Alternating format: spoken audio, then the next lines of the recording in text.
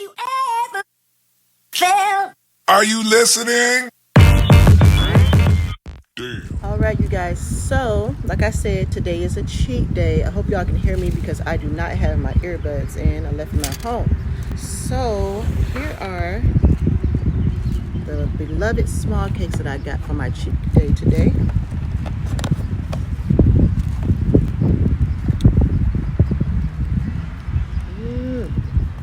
All right.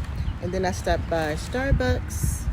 They got me a mango dragon fruit refresher made with lemonade. If you know, you know. Let's go ahead and get started. I'm gonna go in for this Snickers cheesecake first. I wanted to go live for this, but I don't have enough followers apparently, so I gotta step my game up, huh? All right, let's see.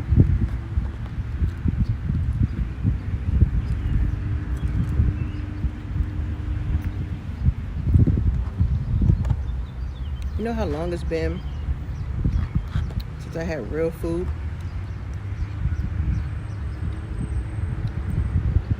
Like a month.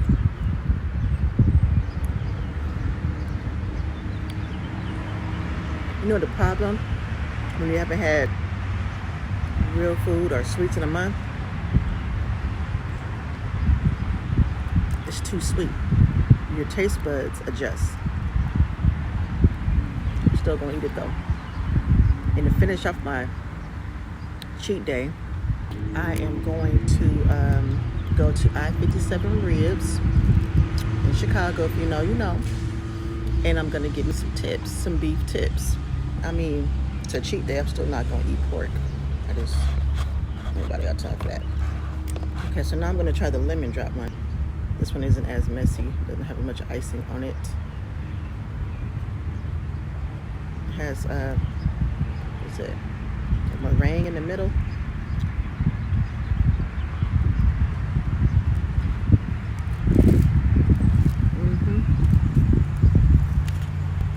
So let me tell you about my trip, right? So I went to Miami on Wednesday the 8th to go to the Black Equity Conference. My flight was supposed to leave out via American Airlines at like 8:30. I didn't realize that they stopped boarding 15 minutes prior and that you had to be at the gate like a half hour before. So I get up there to check in and it's 8:03. And the girl tells me, we can't let you on. It's 3 minutes. What do you mean? She's like, well, the flight was overbooked and so you're late. At 8:03 and it leaves at 8:30? Are you serious? What? So I missed that flight. So then they put me on standby for the next flight, which is like at like 12:30 or something like that. So I'm sitting in O'Hare for 4 hours. And the flight comes and there's no room for standby because that flight overbooked too. So at this point I'm like, this is ridiculous. I go to customer service. I tell her, like, I looked online, I seen y'all have a connecting flight that gets to Miami that leaves in like an hour. She's like, well, you had a straight flight, so we have to charge you a fee for you to change your manifest or whatever to a connecting flight. What? Are you serious? And it's gonna be, I think she said like $244. At this point I said, I gotta think about this. How bad do I really wanna go? Now mind you, I didn't already call my therapist or texted her and she didn't call me and I didn't already told her like I'm going home. I'm not gonna do this. And she was like, you're going. You can figure out a way to get there. You know, you prepared too much. You were looking forward to this too much to just give up. And you already spent. I mean, at the end of the day, I'm already out of like $2,000 between the flight, the ticket for the conference, the hotel, the clothes, the hair, the lashes, the makeup. You know what I'm saying? Like, I didn't already spend $2,000 just to be at home. It was hard for me to justify it. So I was going to spend that $244. Yep. So let me tell you about God real quick. So I got my card out, and I'm about to pay it, and the customer service lady had to call another department to get it like switched up or whatever. He's the one that told her it's going to be $244, and right when I'm about to give her my card, they got disconnected. So she was like, okay, I got to call back, we got disconnected. I'm like, okay, you know. So she called back, and she get this lady, and she telling her woo, right? The lady says, oh, I can do it for $36. I couldn't give her my card fast enough. Okay? And the lady was like, girl, you better give me this card before something changed or they change their mind or something. You better go, girl. Okay? Swipe. She's, I'm staying on the phone just to make sure it go through, because that's a big difference. And it went through, and they gave me my ticket, and I was on my way, right? I'm leaving Chicago with a connecting flight in Charleston, South Carolina. So I get on the flight, and we head to Charleston, South Carolina. Get there. It was only supposed to be like an hour or something for the layover, and it keeps getting delayed. It got delayed for like 4 or 5 hours. I done went to the bar. They had me like 3-4 drinks. I done had them make me a margarita pizza that has nothing, after going through the FODMAP to see what I gotta take off and what I can keep on, you know. I'm still staying disciplined in that way. And they finally let us on the plane. We get on the plane, we sitting on the plane for 2 hours, yo. 2 hours. So after waiting 2 hours on the flight, and the guy, the pilot or whoever on the speakerphone telling us, we about to go, we're not about to go, we about to go, we're not about to go. They said we gotta wait, they said we could go. Then he said we can go, right? So he started going, and we move, and everybody's excited. And we're like, okay, we finally about to get up out of here. Okay. And then within 5 minutes, he was like, I know y'all tired of me. I know y'all sick of me. Like, I am not kidding. He actually said, I know y'all tired of me by now. But it's not me, I promise. They told us we can't go. So I'm about to ride back around to the gate. And I gotta let y'all off because protocol, whatever, says that I can't keep y'all on this plane for more than 2 hours at a time. So now we're getting off. And as we're getting off, he said, make sure you go get your checked baggage. So basically, somebody asked what that means. That mean we canceled? He was like, yeah, the flight's canceled. So at this point, it's like, what the heck, right? So then they proceed to tell us, like, call this 800 number. Get in line. So everybody in line, trying to call this 800 number, see what's up. The lady get over the loudspeaker. She said, oh, just so y'all know, we got 2 or 3 flights to Miami in the morning, and they're all booked to capacity. We don't even have any room to do a standby for y'all. You're SOL. You got to figure out another way. There's nothing else we could do for you. So I'm looking online trying to see, like, what, you know, can I find a flight to somewhere that's close to Miami and then Uber to Miami? Like, what am I going to do at this point? It's ridiculous. And I end up meeting these girls who are in the same situation. We all going to the same place. They from Charleston. You know, they in the same situation. They trying to get to Miami for the conference too. They said they found a flight, had to book it, where they was going to drive an hour and a half to Savannah, Georgia, and catch the flight from there at like 4 or 6 in the morning, make it to Miami at like 9. So I'm like, y'all got some room? So, I mean, I don't know if that's exactly what I said. It was something along those lines. And she was like, yeah, if you're putting in on gas. I was like, bet, right? So I booked the flight. I hopped in the car with them. I had to walk away for a second and pray for a second. You know, I said, Lord, look here. Okay? Like, we good, right? Like, we good, right? I said, I'm going to need your protection. Put your arms of protection around me and guide me to this trip, because I have made it too far, and I know you got me. I know you would not have me out here like this, right?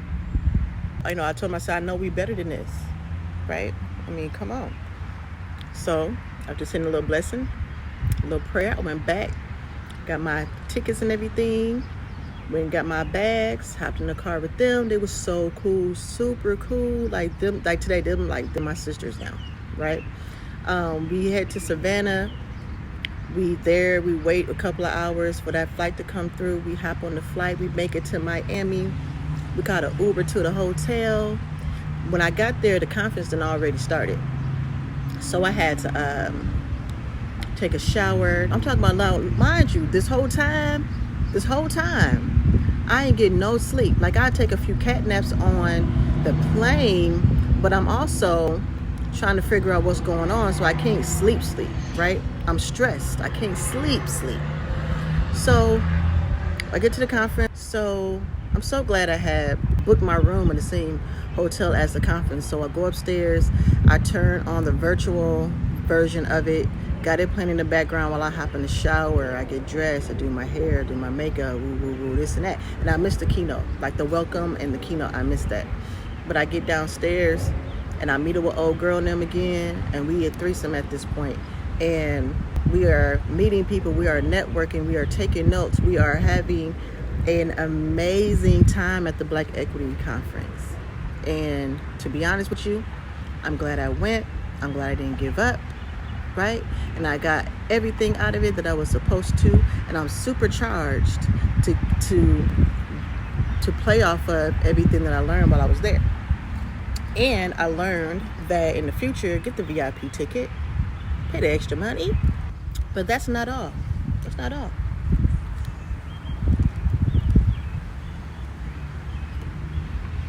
So now it's time for me to go back home. Now this one was set up as a connecting flight, right?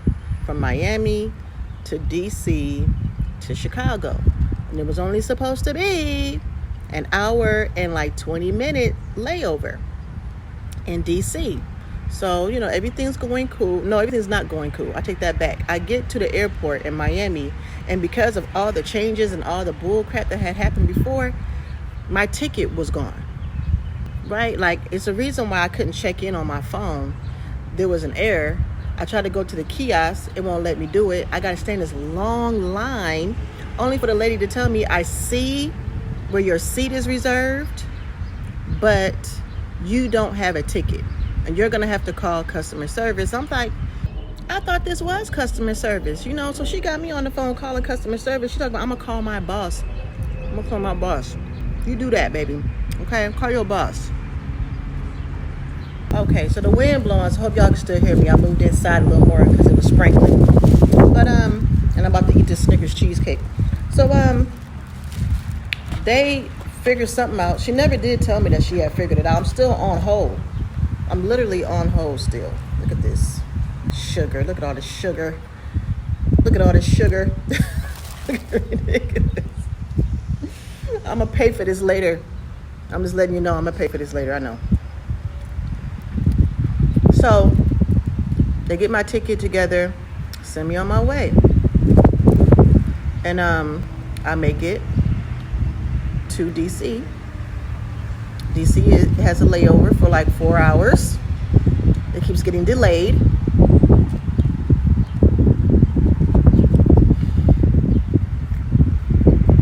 At this point, I had a glass of wine and 2 old fashions. And I had to go buy a charger for $30 because my charger had been packed in my big bag, which was checked. I almost got to eat it. You know, I'm not really a fan of icing like that. There's barely any cake in here. Here goes some. Barely any cake in here. It's like all icing. So,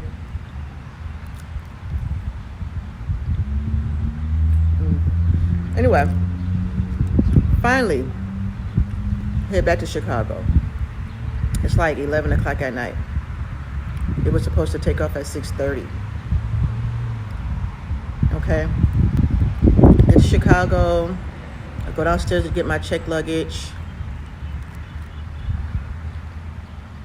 My luggage ain't there. And I'm tripping, right? Because I look at the app and it says my luggage is in lane 9. Lane 9 ain't even on. It's not even turned on. Okay, gate 3, lane 9, it's not even on. So I'm like, okay, maybe on trip, maybe they just put it on the other one because lane 6 got all the luggage on it. So I'm over there for like an hour. Then they turn on, lane 7, they turn on lane 8. And I'm over there and I'm watching. I don't see my stuff though. I don't see it. Finally, I'm like, forget this. Let me go stand in this long line, talk to their customer service, find out what's going on with my luggage. He's like, oh, it went on lane 9 a half hour ago. I said, lane 9 ain't even on, bro. So we walk over there. He's like, oh, it's not.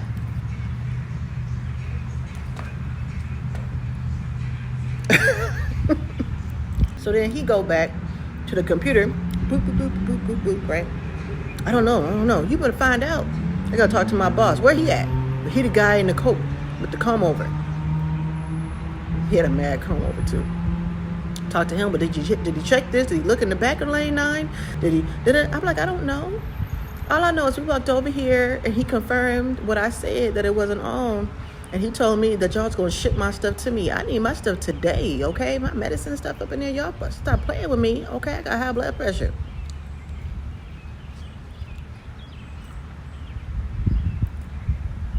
So the guy come over. Is this the guy you talked to? Yes. Did you do this? Did you do that? Woo, woo, woo. Oh, no, no, I didn't. I'm so sorry, ma'am. No, I didn't check that. He's like, check it. With authority. So I follow him around the little corner, right? At this point, I'm not even scared no more. I follow you around the corner. Whatever corner you want me to follow you around. I just want to go home, okay? Follow him around the corner. He going to the little office. He looking. My stuff ain't there. Now look, he said, we'll have to, do a claim, this and that, have your stuff delivered to you tomorrow. It'll be to you within 24 hours. I'm like, tomorrow is Sunday. So I'm not really, my faith is low in him and American Airlines at this point. Because I've never flown them before. This is my first time dealing with them. And I have to say, it's going to be the last time, right? So I'm done with this. So I fill out the little claim form and get in my car to go get out of the little parking lot, economy parking, little $9 a day, baby. Actually, it was more than that. It was like $60 for like the 4 days I had it in there. I don't have my ticket because my ticket is in that luggage. It was in the front pocket because I made sure I put it in there so I knew I wouldn't lose it. So I get to the little lady in the kiosk thing. I'm telling her, look, I don't have my ticket. Y'all lost my luggage. What we gonna do? I want to go home. At this point, it's 2 o'clock in the morning. Okay? It's 2 a.m. Look, I just want to go home. She's all like, well, you have to pay for an extra day. I'm like, and y'all gonna refund me when I find my ticket, when I get my luggage back, and I confirm that I wasn't here for an extra day? And she just looked at me like, I said, am I gonna get a refund when I get this luggage back? And I can show that I wasn't here for that extra day. I want my money back. So I just need your ID. No, I don't even worry about it. I'll call 800 number. Maybe you just don't know, or you just don't feel like dealing with me today. I don't feel like dealing with you either. Okay? So, give her my ID. She get out. She look at my license plate number. She called his 800 number. Tell them, she said she lost her ticket and that she was here at 7:30 in the morning, Wednesday morning, is when she came in. The lady on the phone said that they got me on candid camera, basically, and she confirmed that I pulled in at 7:37 a.m. Okay, look here, lady, don't try me. Okay, I feel like Felicia with these braids, like, hold on, like, Craig. Okay, anyways. Okay, so, she said, okay, well, they got you on candid camera, and we only gonna charge you for Wednesday, Thursday, Friday, Saturday, right? But you was gone or whatever, it's gonna be $60. I'm like, damn, $60. Fuck. All right, cool. Right, get in my car. I just want to go home. So I'm driving home, and I'm tired. My eyes is crossing. I'm sleepy, and I'm like, Lord, I just need to make it to the house. That's all I want to do is just make it home, take a shower. I can't even watch TV because my Fire Stick was in there, but that's neither here nor there, you know. So I made it home. And a few people checked on me like, did you make it, Chad? Yes, I did. And for those of you who checked on me, thank you. Love you. And you know what? The next day at like 1 o'clock in the afternoon, a lady pulled up in a silver Toyota. Her name was Elta. She had my luggage in the trunk. I had to sign for it, and she gave it to me, and I was all good. So I say that to say this, y'all. I feel like whenever something is going, I feel like even whenever like the universe is going that hard to keep you from something, if you really want it bad enough, you can make it happen, right? This was a lesson to myself. Like the whole trip, the whole travel part of this trip is like a whole testimony, because I swear it was like at every turn, I wasn't supposed to be at this darn conference. I was not supposed to be there, you know? And I made it there. And now I feel like I can never make another excuse for myself about what I can't do, or what's too hard, or, you know, it's a sign or whatever. Because when it really came down to it, I made it happen. I got to where I wanted to go, and I did what I said I was going to do. Which is why I'm here today, because if I said I'm going to do this, I got to do it. And if I can make it all the way to Miami with 2 canceled flights, basically, you know what I'm saying? Hopping in the car with strangers and all other types of shit that you ain't supposed to do, because I do watch Criminal Minds and I know better, right? I can do anything. I can do anything. Can't nobody tell me no different. I don't care who you are or what your position in my life is, or what position you think you have in my life. Can't nobody tell me nothing, okay? If I want it bad enough, I know I can do it. I know I can have it. And if I don't go hard for it, then I must don't really want it. And that's the same thing for you too, okay? Believe in yourself, and don't let these little, you know, situations be the reason why, the excuse that you give, well, this happened and that happened. Well, there's a will, there's a way. And I never really felt that saying until this past weekend. It's like it's a choice right now for me to drink this mango refresher, eat these doggone cupcakes. No, I'm gonna pay for it later. My stomach gonna be bloated, and I'm gonna have to detox for a week. I know I'm doing something I'm not supposed to be doing right now. It is what it is. But I'll tell you one thing, I'm getting back on track tomorrow, right? After I eat these rib tips tonight. Be right back on the complete FODMAP diet. And let's just make something clear real quick, because I know, like, I talk a lot about being vegetarian. I've been like semi-vegetarian for like the past couple of years. Like, I might eat meat once a month. You know, I might eat a steak once every 6 months. With the FODMAP diet, you can eat meat. You can eat meat on that diet. So I don't really plan on changing that. I'm just changing the way I eat it and the way that I eat vegetables and fruits, because that's what my diet mainly contains of anyway. But I won't be raw vegan. I won't be doing that anymore. It's too hard. You know, I like warm food. I like savory foods. I like a little gravy. I like, you know what I'm saying? Like, I mean, I'm from the Midwest. I'm from California too, right? We like food. We like to eat good food. We have to eat it the right way. I'm a mix between the two, right?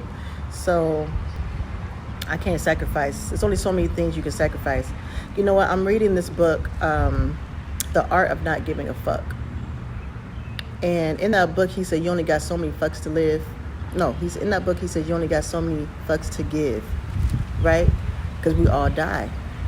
And when you die, no one gives a fuck about the fucks that you gave. Choose your fucks wisely. right? So I haven't decided not to give a fuck. But I do give a fuck about my stomach being bloated, asking me if I'm pregnant when I'm not. Okay, that's so rude. Like, even if I look pregnant, don't ask. Everybody who look pregnant ain't pregnant, okay? And you're insulting them. It's just like walking up to somebody saying, "Oh my God, you look tired. Thank you for telling me I look bad today." Okay? You know what I say when people say that to me? I throw that right back at them. You look tired. Ooh, you look more tired than I do. I know I got me about 5 hours of sleep last night. How much sleep you get? Really? You got a whole night? Well.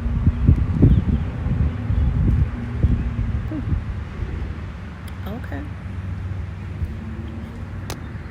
Okay, so before I go on another tangent, because I can talk about that all day, we're going to go ahead and end this video right here. And make sure that you like, follow, and subscribe, and share this episode with someone that you think could use it, right? And if you have any similar stories, or if you want to share your experience, drop it down low, and I got you, okay?